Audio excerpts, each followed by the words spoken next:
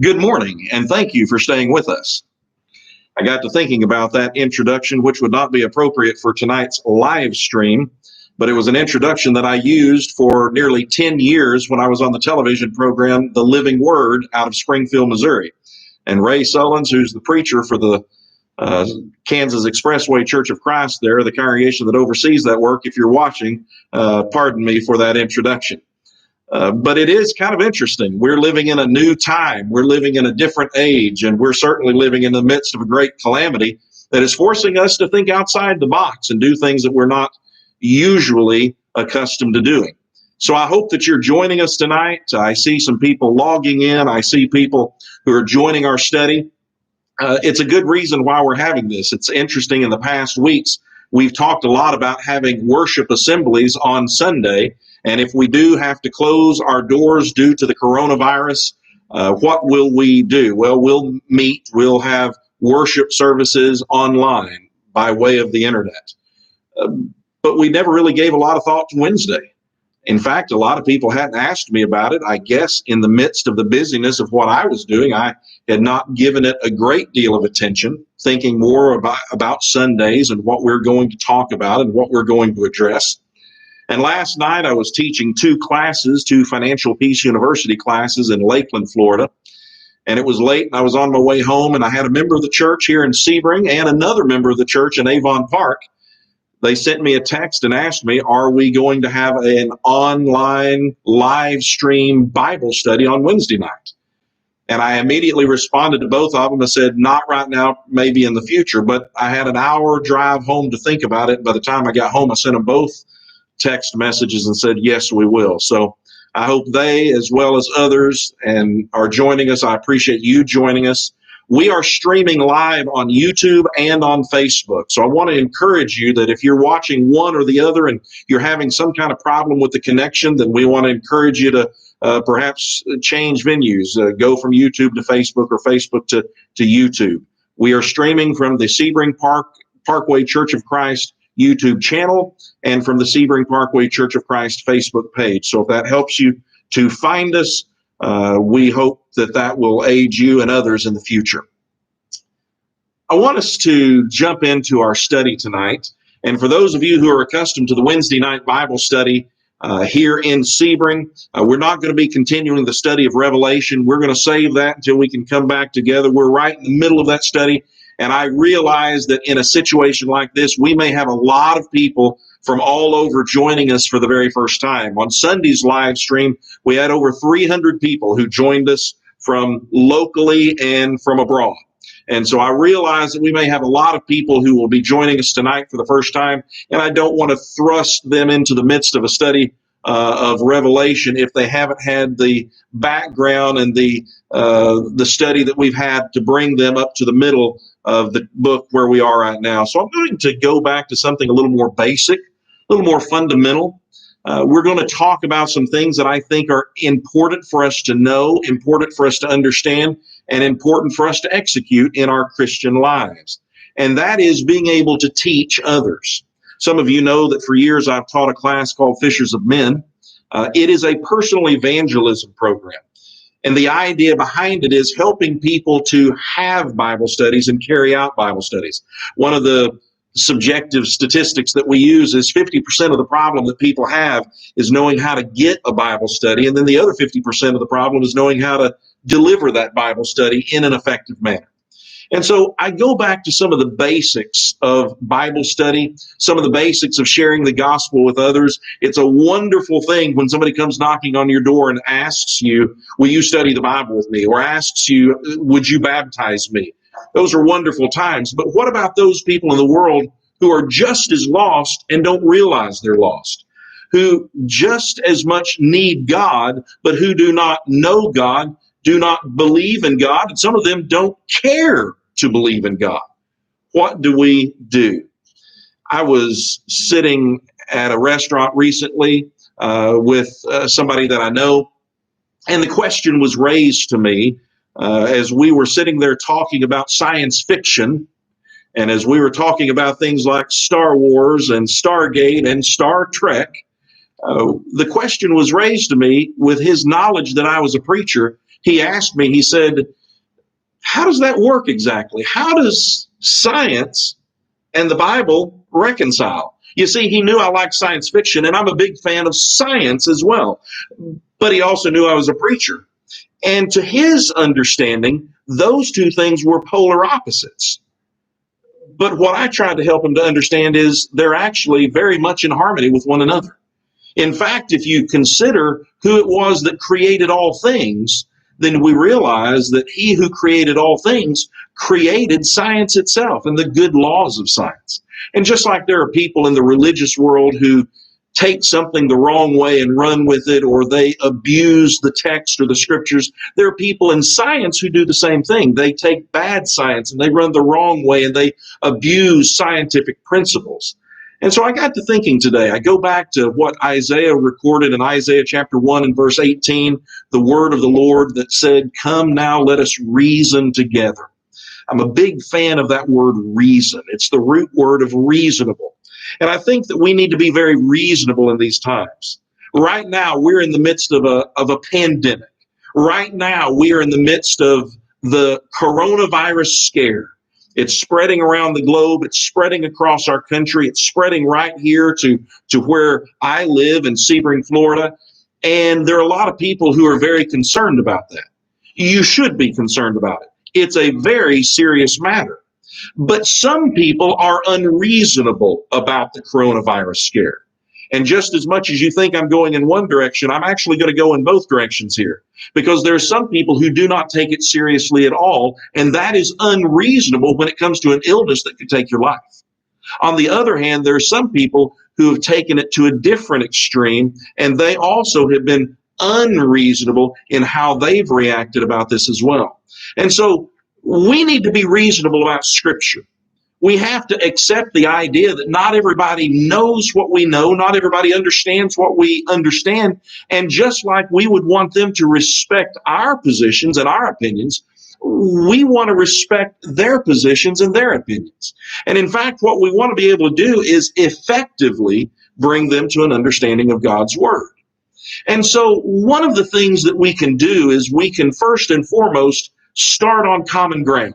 That's something my mom always said when I was a little kid, said, when you're talking about somebody who believes differently than you do, start where there's common ground. Don't immediately point out the glaring differences, but start with common ground and go from there. If you can build a little bit of a foundation, then perhaps you can build a greater foundation. So when you talk about people who do not believe in God, who do not believe in the Bible, maybe their Bible, in fact, is not the text we usually use on Sunday mornings, but maybe their text is science and the laws of science, then let's see where we can come together. One of the very first places that I would do is reason or logic. Just a simple conversation about things which we can surely agree. Let me give you an example of some of the things that I'm talking about. If you consider this question, can a person with a closed mind learn anything new? We ask that question a lot in our Fishes of Men class, and a lot of people actually miss that because they misunderstand what a closed mind is. Because the idea is, if you have a closed mind, can you learn anything new? And somebody says, well, of course they can learn anything new if they open their mind. But the question asks, can a person with a closed mind learn anything new? And one of the ways that I demonstrate this when I'm teaching this part of the class, I'll demonstrate it by literally closing up my eyes. Can a person with closed eyes in such a way learn anything new? Well, of course not. They've checked out. They're not letting anything new in. They're not considering any new evidence. And that leads to another question that is similar. Will a person who is honest consider the evidence? And we're not talking about honesty in the way that somebody might talk honesty about telling the truth, but considering the evidence around us. You see, I believe that sometimes there are Christians who will not consider just as much evidence as there are non-Christians who will not consider evidence. And that's being closed-minded.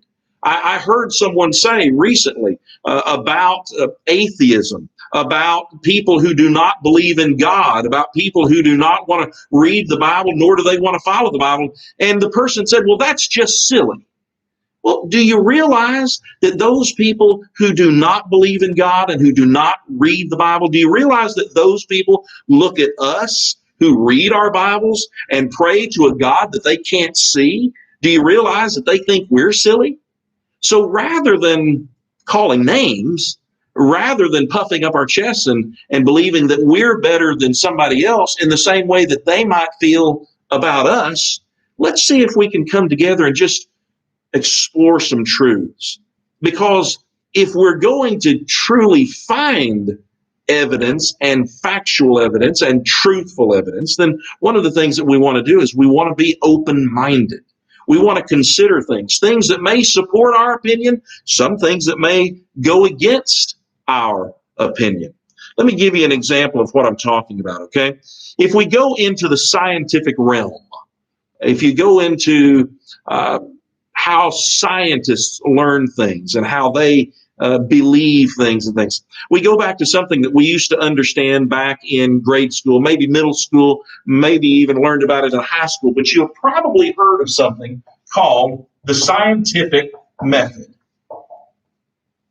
It's also sometimes called the scientific process. Now, in the scientific process, there are 4 basic steps. And this is something that for decades, if not much longer than that, for a long period of time, this is how science has ultimately concluded whether something is true or not true based upon the evidence. Now, again, I'm not a professional scientist, but these are just basic things that they agree. I want you to consider something. The very first step in this scientific process is the step of observation. Observation. The old story is told of Sir Isaac Newton. And Sir Isaac Newton is the guy who supposedly was sitting underneath a tree and an apple fell off the tree and hit him on the head and it rolled to the ground. And he sat there and he observed what he had just experienced. And one of the things that he did during that moment in time was he observed and he said, you know something, I've kind of noticed that things seem to fall down. Whenever I drop something, it seems to always fall down. It doesn't seem to fall up.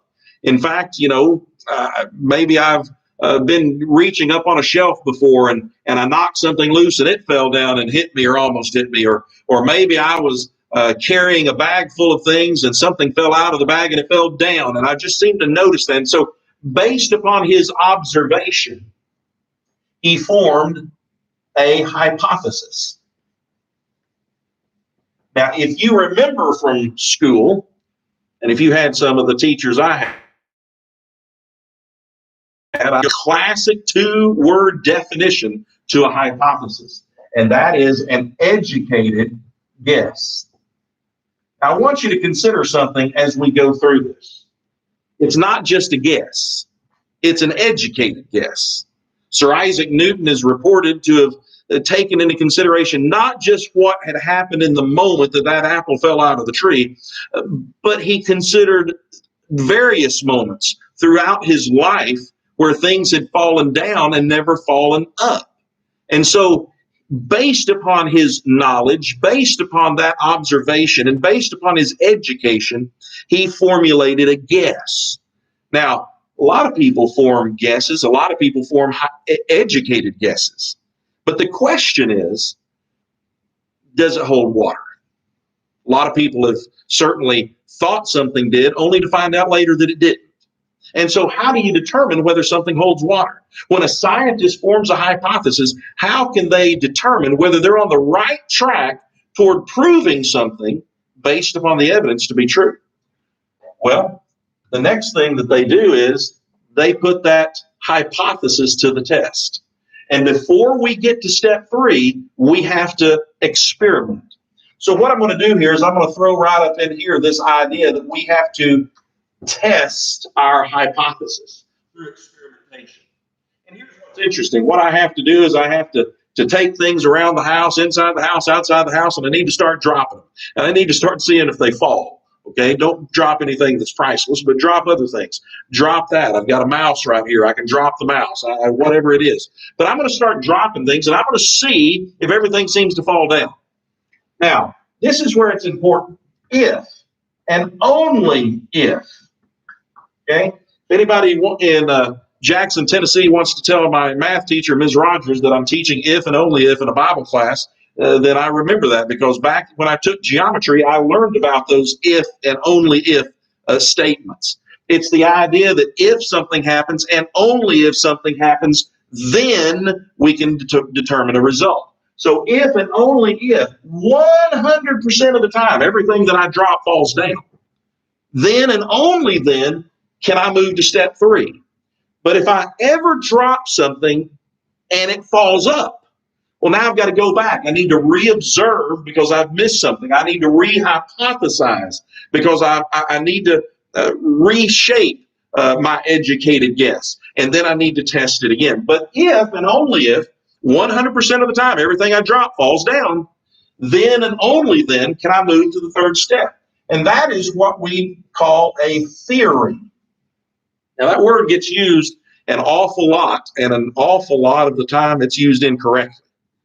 But what a theory is it is a hypothesis that has been proven to be true thus far based upon the experimentation that's been associated with it to be correct.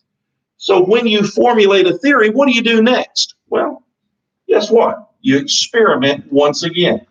Except now, you've got people experimenting everywhere. One of my children used to live at the South Pole. Maybe I've got people at the South Pole dropping their pins, dropping apples, dropping ice cubes.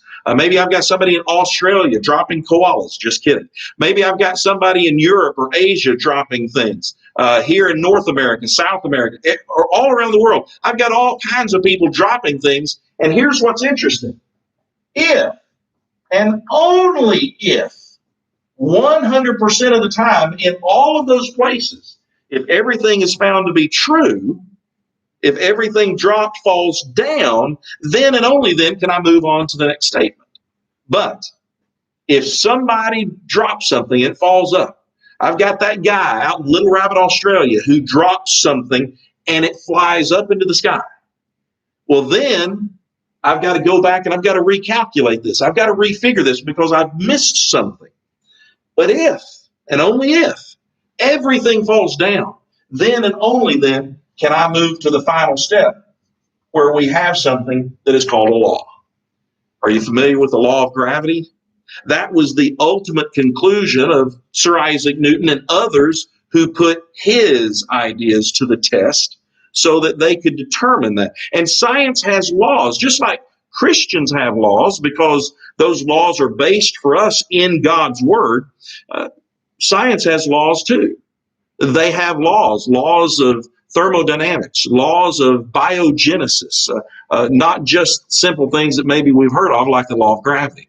And so when we take a look at some of these things, we realize that, hey, I can get on board with that because good science, godly science, actually supports that. But here's what's interesting, and I want you to consider this. And will you open your mind enough to consider what we're saying? It's interesting that things like evolution, I'm not talking about adaptation. I'm talking about things like an amoeba turns into a snake, that turns into a ferret, that turns into a cow, that turns into, something like that. I'm talking about the atheistic evolution that says monkeys turned into men. Here's what's interesting. Evolution is referred to as a law. It's called a theory when in fact it's not a very good hypothesis in the first place because nobody ever observed these things. There are circumstantial pieces of evidence that sometimes people run and use, and they say this is what that means, but there may be other meanings. And if we're open-minded, we'll consider everything. But if we're closed-minded, whether we're on the side of God or not on the side of God, we run the risk of being in error. I believe in God. I 100% believe in God. But I don't want to have the attitude that I know everything, because what might happen is God might catch me in that. He might prove me to be wrong. He might have to humble me in my arrogance. And so we want to make sure that we're open-minded to everything. So let's take a look at some of those questions of reason. Let's see if we can build a bridge based upon commonality with somebody who maybe doesn't believe in God or know the truth of his word. Let's consider this question. If one sees footprints in the earth, is it reasonable to conclude that no one or nothing has been there? Well, of course not.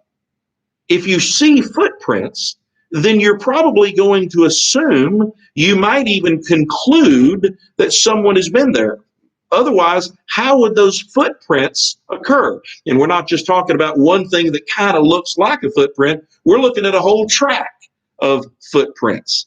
Okay. What about if someone sees an automobile? Is it logical to suppose that someone made it? Well, of course it is.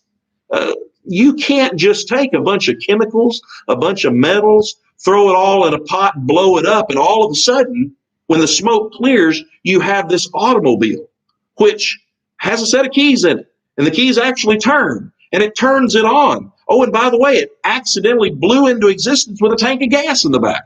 And yet we can still drive away without any fear of blowing up. It's got 4 aired up tires. All of those things. It's got a radio that works. And how in the world did that radio blow into existence from nothing or just out of these spare parts? That's not logical. Now, somebody might say, well, Kevin, I see where you're going with this. But the question is, do you? If you have a wristwatch, something that is very, very complex, sometimes very, very tiny and complex, is it logical to assume that it just came into existence, or is it logical to assume that someone somewhere made it? Did that wristwatch have a watch maker? Well, that's the question we ask about the Bible. That's the question we ask about God. That's a question we ask about the universe. You know, there are a lot of people who have those same questions. Where did I come from? Why am I here? Where am I going? What will happen when I die? Will I be judged? And people who are asking those questions, whether they are adamantly asking those questions or whether they don't know yet that they ought to ask those questions, are going to have to face the answer to that question at some point in time, whether they are ready for it or not.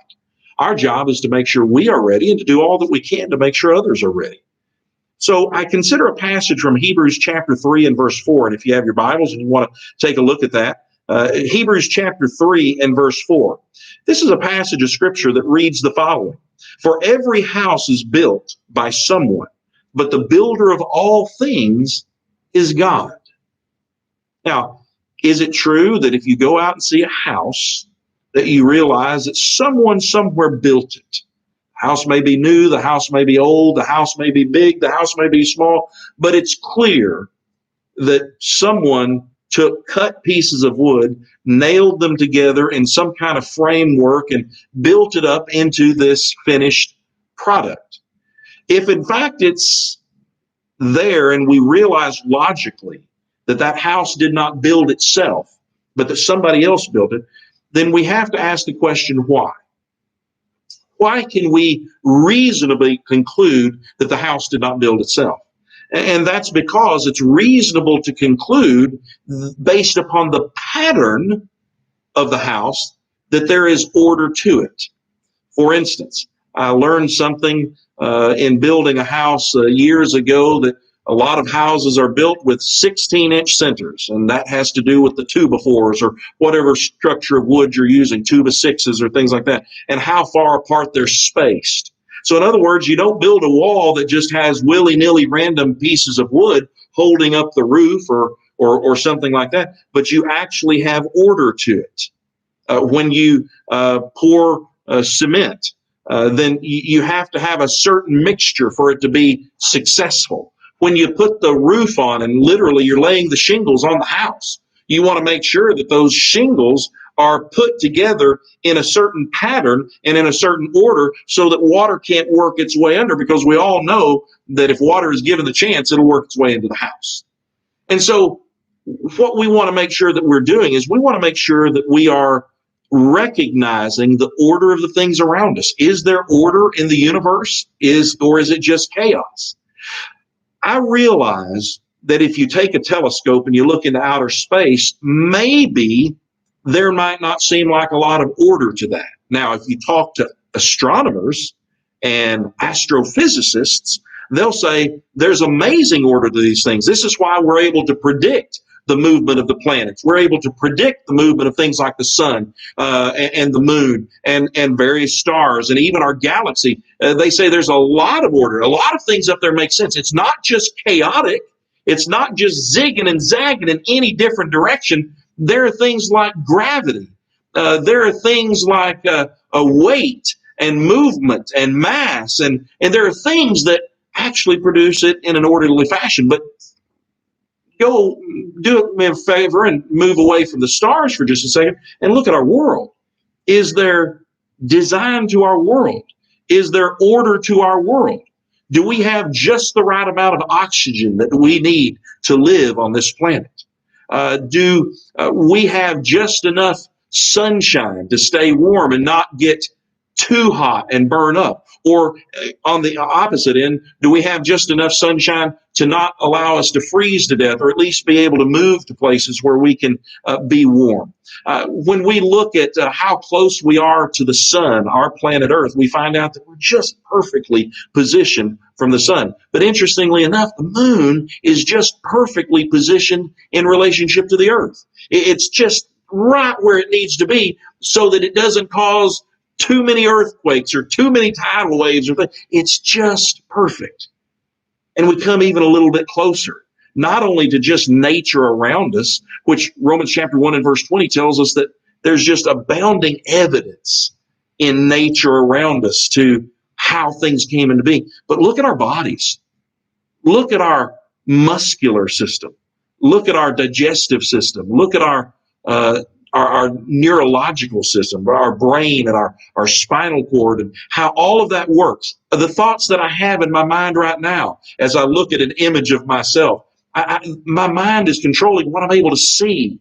If there was some kind of odor in the room that I was in, I'd be able to detect the smell. My mind is telling my mouth and my tongue how to operate in such a way that I can communicate with you over this broadcast. My hands, because I talk with my hands a lot. My hands are constantly moving because they're reacting to the things that maybe I want to emphasize. Maybe I want to emphasize this thing, or I want to emphasize this thing. And so there is order here. It's not just chaotic. I'm not just a ball of slime sitting on the ground. There are things in me that work and work just right. And can you imagine the amazing technology that we have today to help us to cure viruses like the one we have right now? I genuinely believe in my heart of hearts that this time will also pass, that there will be medicines or vaccines, or perhaps this virus, like a lot of viruses, will kind of burn its way out in a certain area. But I believe that it will pass. But we have technology today. We've got scientists who are saying even viruses, even complex viruses, there is order to these viruses. And if we understand that, then perhaps we can find things. Illnesses that years ago would have wiped out millions of people, those illnesses now have cures. And now some of the illnesses that we face today, scientists are working hard and they find cures all the time so that we are one step closer to being free from some of these terrible things like cancer, Alzheimer's, Lou Gehrig's disease, and such. There is amazing order in this universe, from stars and the galaxies all the way to my own little body. There's amazing order. And when I look at that, I have to ask myself reasonably, could everything just have blown into existence out of nothing and had all of this order to it? Or is there someone or something, if I'm talking to one of my atheist friends, is there something that interjected design into this universe? A number of years ago, I was in a hospital, really as a waiting room for my local doctor. I was living in Anthony, Kansas at the time. It was one of those situations where you go into the waiting room and you wait to be called, and I waited about an hour, and so I had a lot of time on my hands. I didn't have anything to do. It was before the days of cell phones and iPads and things like that where I could kind of keep myself busy, and so I was forced to look at the magazines. And a lot of those magazines were not anything that I was too interested in, but one particular magazine. And it was like a Time magazine or a Newsweek magazine or something, one of those major magazines. It said on the front of it, it says, "Science proves existence of God." And I went, wow. And I was very interested to read that. And so I looked at it. And what was interesting was it talked about evolution. It talked about atheistic evolution, and that is evolution without the existence of a God. This is what most people in the scientific community believe today, that everything came into being without a God. There is no God, and over time it just evolved. Now, this particular belief system really gained traction in the middle of the 1800s. And when a lot of times in the very beginning of this particular teaching, there are people who said, well, the world and the universe around us is about 1,000,000 years old rather than several thousands of years, which is what most Bible-believing people consider. But they said it was 1,000,000 years old, and that's what allowed some protein to turn into a one-celled organism and eventually evolve to who we are today. Well, as science grew and as our understanding of the universe around us grew, scientists said, well, wait, we can't possibly make that happen in 1,000,000 years. And so they extended it to 10 million. Now the age of the universe is 10 million years. But they considered also, wait, we can't make it fit there. Then it became 100 million years. Then it became 1,000,000,000 years. The term that's been used in most recent times is 4.6 billion years. And even then, that doesn't work. I've actually seen timelines from some scientific resources that suggest that the history of the world and the universe at large is more like 47 billion years. But as I go back to this article said, here's the problem. Some scientists have actually concluded that the bottom line is there is no way that they can ever have enough time to explain how we got here, unless we say something started it all out. So what they're saying is we're not going to say that it's God, but some type of intelligent design kind of kick-started everything, maybe created it all and got it into motion and then stepped back and didn't do anything else. And where that intelligent designer is now, they don't know and frankly don't care. But the question is, if that's the case, then someone or something did exist. And then the question is, reasonably speaking, does that same designer exist today?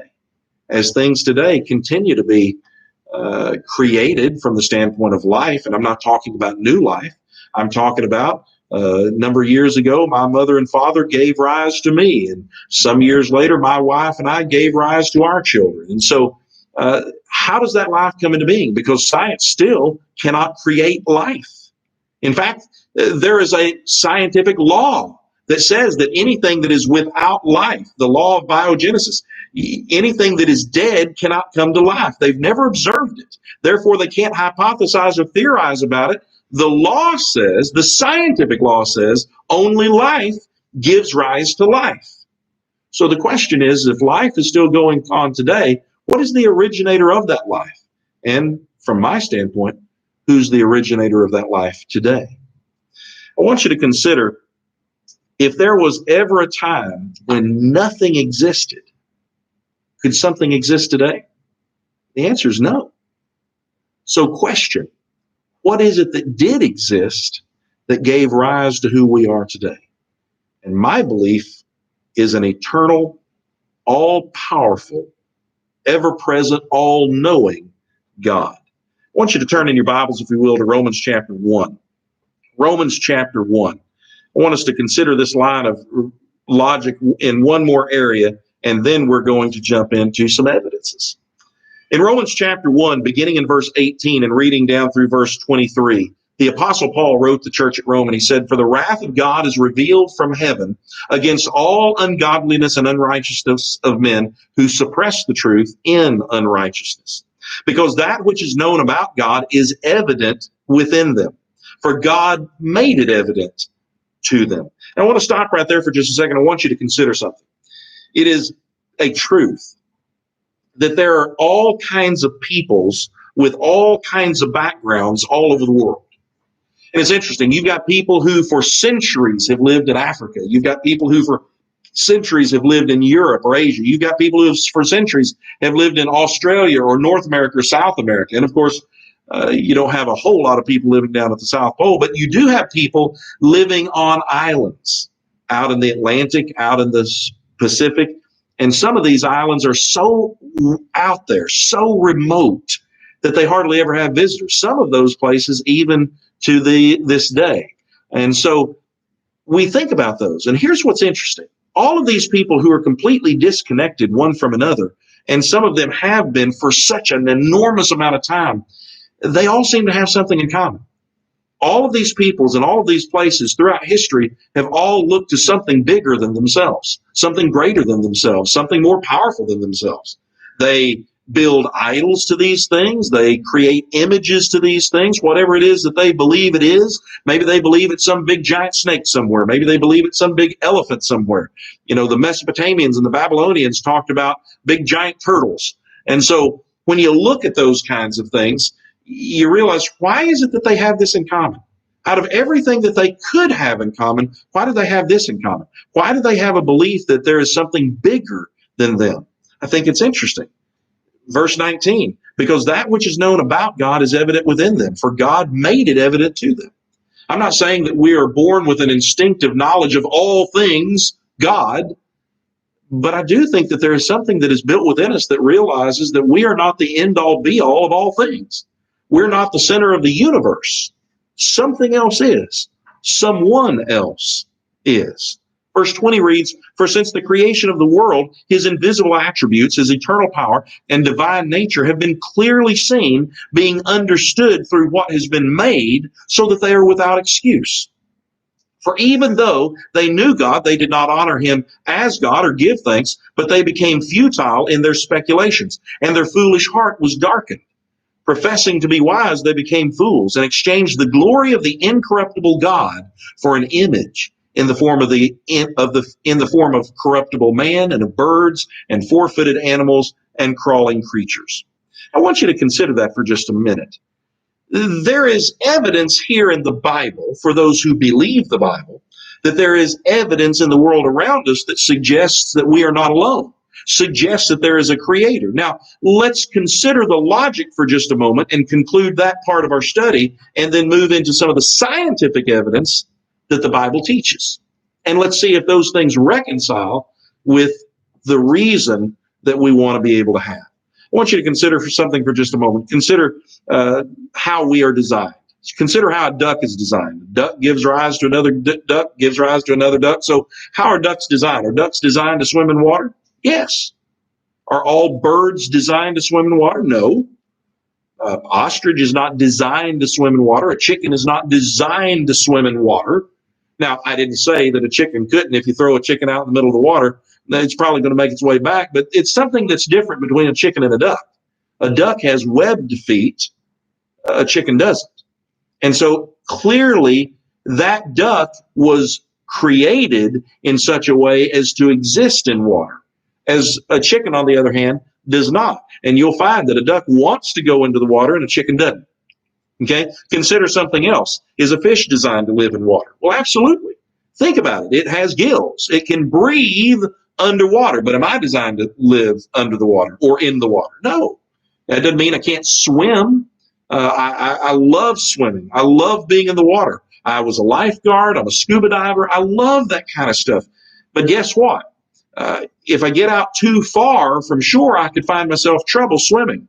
If I go too deep or run out of oxygen with my scuba tank, I'm going to be in trouble because I'm not designed to be there like that fish is. There are those subtle differences. So we go back to the question, is there design in nature? Again, verse 20 says, the creation of the world, since the creation of the world, his invisible attributes, talking about God, his eternal power and divine nature, have been clearly seen. So in other words, if I consider the evidence, I open my eyes, I open my mind, And I look around and I realize that that oak tree is different from that pine tree. I look out and I see a dog is different than a cat. I see that things work in a certain way and other things work in a different way. But I realize that it all seems to work together. And so, can I accept that there is design in nature? Or did all of this just happen? And is that oak tree right outside the door here suddenly going to blow up because there is no design in its creation? I want you to consider something. If we're going to consider evidence, let's talk about some of the evidence, and let's talk about some of the evidence that the Bible actually gives us. Let's take a look at Psalm chapter 19 and verse 1. Turn in your Bibles, if you will, to Psalm chapter 19 and verse 1. I want you to consider what David, the king of Israel, wrote not just hundreds of years ago, thousands of years ago. He said in Psalm 19 and verse 1, it says, "The heavens are telling of the glory of God, and their expanse is declaring the work of his hands." Now, David said many, many years ago, a long time back, he says, the heavens are not just accidental. They're telling a story. They're not just some cosmic explosion of random chance. They're actually the handiwork of somebody, and it demonstrates his existence. The heavens are telling the glory of God, and their expanse is declaring the work of his hands. I want you to consider something. Can you count the stars in the heavens or the sands upon the seashore? Can you do that? The Bible teaches us that we can't do that kind of thing. But why not? Because it's so vast. I want you to consider something. Just consider it. Somebody said, well, surely with the cosmos being so big, with the universe being so vast, surely it's not there just for us. There's got to be other planets. Vulcan has to be out there. Kronos has to be out there. And I'm speaking Star Trek for those of you who know. Surely those planets are out there. And those races of alien beings are out there. And of course, there are a lot of those people who believe we've been visited by those races. And Hollywood certainly lives that story up. But the point is this. I actually heard somebody say, maybe there aren't any other races out there. Maybe there aren't any other planets with inhabited life. Maybe, just maybe, God was showing off. Maybe, just maybe, he created something so vast, so big, so infinite, that it would blow our minds considering it, that we could not be able to wrap our intelligence around its greatness. Maybe he was just demonstrating his power. I want you to consider something else. Turn, if you will, to Genesis chapter 1. Genesis chapter 1 and verse 14 through 19. Genesis chapter 1, verses 14 through 19. I want you to consider what the Bible says right in the beginning, during the creation week, is part of the design that God had for his creation. In 6 days, God created everything in the heavens and the earth. And in verse 14 of chapter 1 and following, down through verse 19, we read that God said, "Let there be lights in the expanse of the heavens to separate the day from the night. And let them be for signs and for seasons and for days and years. And let them be for lights in the expanse of the heavens to give light on the earth." And it was so. God made the two great lights, the greater light to govern the day and the lesser light to govern the night. He made the stars also. God placed them in the expanse of the heavens to give light on the earth and to govern the day and the night and to separate the light from the darkness. And God saw that it was good. And verse 19, there was evening and there was morning the fourth day. I learned when I was a little kid what happened on the fourth day is my mom would quiz me or my dad would quiz me about the 6 days of creation. On the fourth day, God created the sun, moon, and stars. But if you look a little more deeply, it was not just the creation of the sun, moon, and stars, but he created a purpose for the sun, moon, and stars. In other words, even God did not just create something randomly because of a passing thought in his infinite mind. He created the sun, moon, and stars for a purpose. I want you to consider what he said there in verse 14. Part of this was to separate night from day. Why is that? Well, I want you to consider us. We need to sleep, don't we? We also need to get up and work. And interestingly enough, you can go to all these scientific tests that talk about the darker it is for us at night, the better we sleep. Those who live in Alaska, those who live in Barrow, Alaska, one of the northernmost cities in North America, when you live in places where sometimes it's daylight 6 months out of the year and it's nighttime and the other 6 months out of the year, and these people who have all of that daylight, it's midnight outside and it's daylight, the sun is out at midnight, what do? They have big drapes. They have big curtains. They close off their windows as best they can. They close off the doors and anywhere where light comes in. Why? Because their body needs that darkness to rest properly. And then, of course, we need sunlight as well, not only just to see, but it's something that is a part of helping us to be healthy. And so those people, a lot of times, who find themselves in months and months of darkness, they have to eat differently. They have to take vitamin supplements and things like that to get things that they don't normally get by existing in the sun. There's a reason. It's a separation of night and day, and there's an orderliness to that. And then it also says that these lights in the expanse of the heavens would be signs for seasons and for days and for years. Now, I've lived several places in my life. I've lived in Tennessee. I've lived in Texas, I've lived in Kansas, and I've lived in Missouri.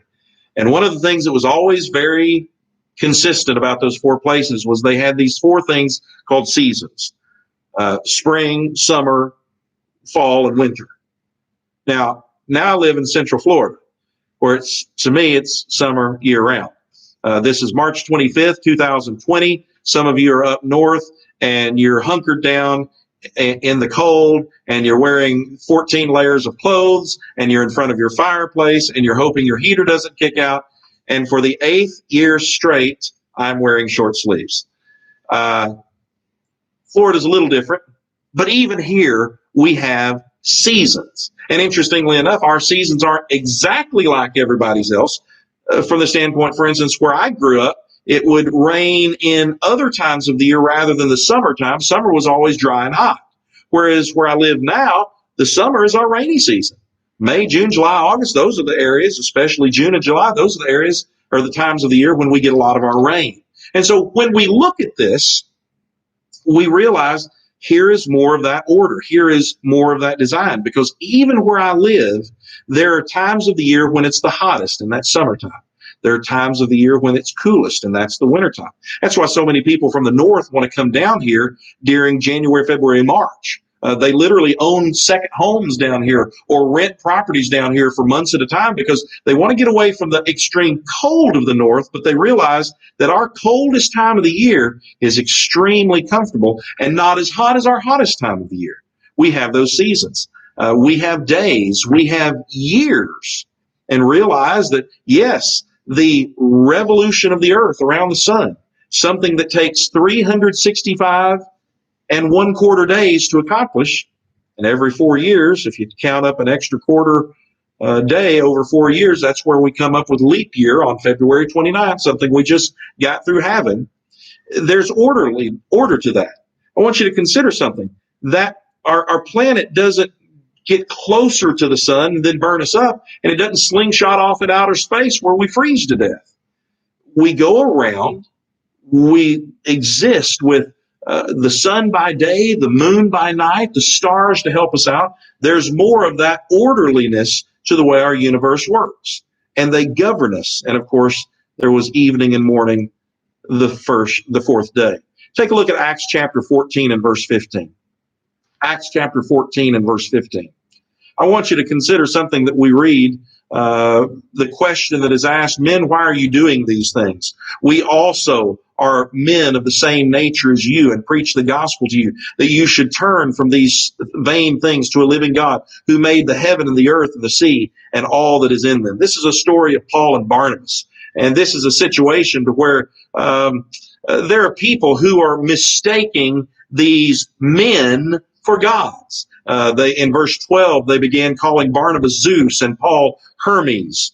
because he was the chief speaker. And of course, in Greek mythology, Hermes and any of the other lesser gods would do the bidding of the great god Zeus. And so they mistook these men for gods.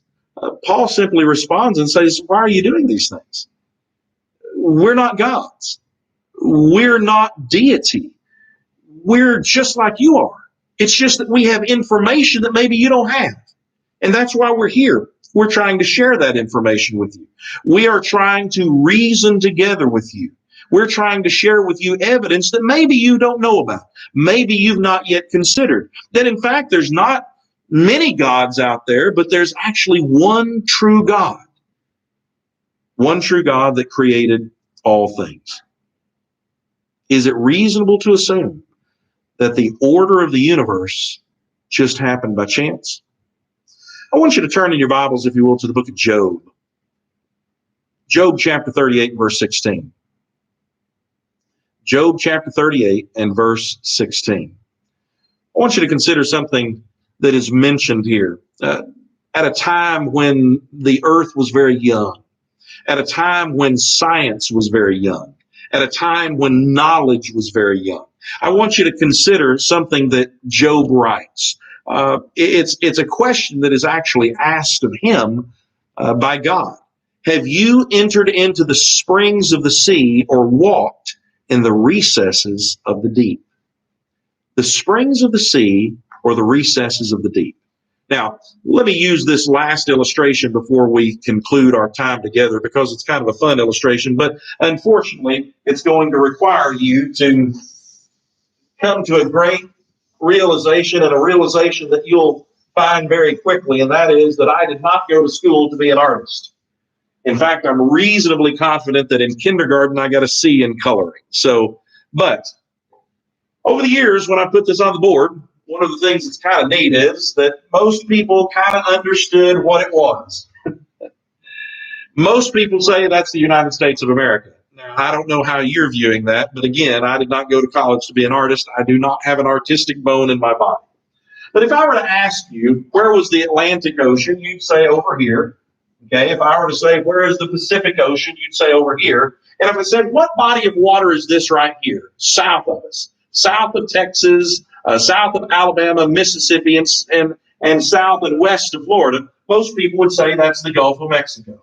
Okay, the Gulf of Mexico.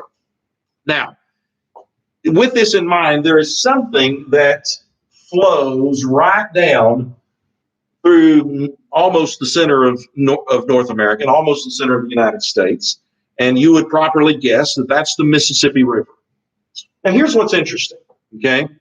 The Bible teaches that there are rivers, but rivers sometimes where we don't see them, where we don't understand them.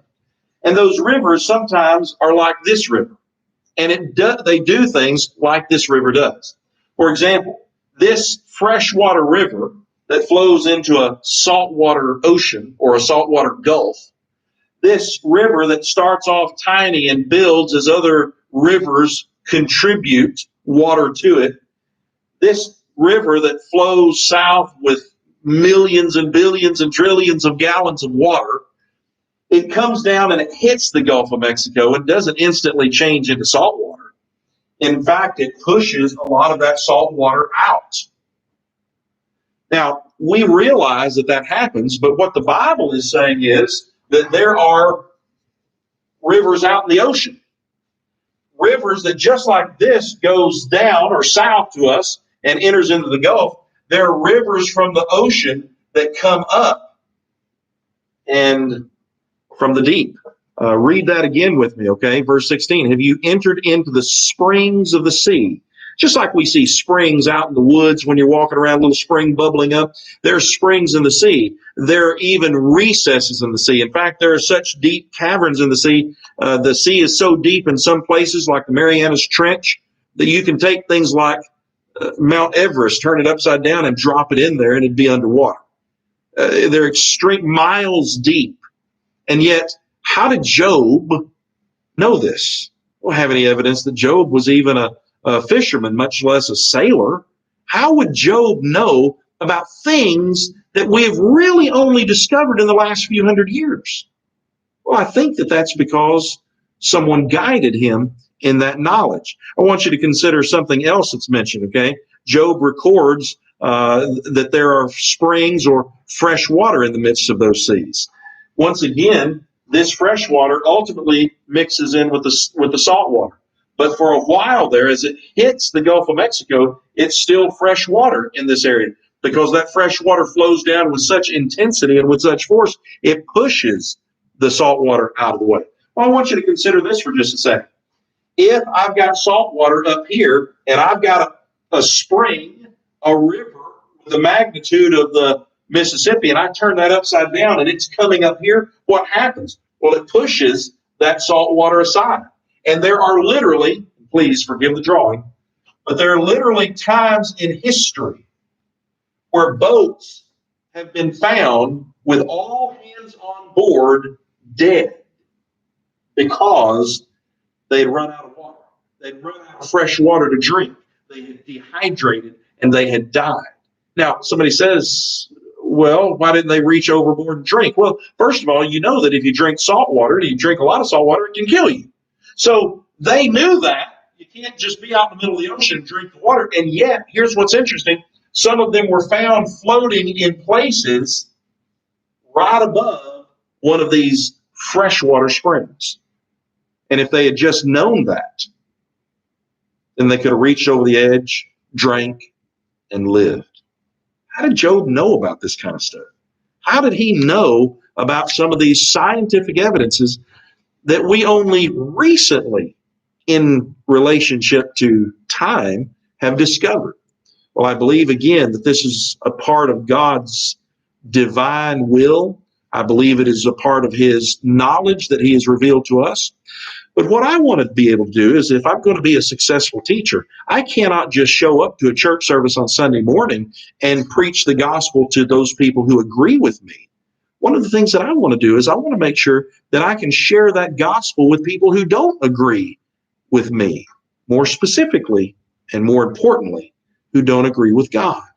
I want to share with them the story of the Bible. I want to share with them the idea that there is a God. He's a powerful God.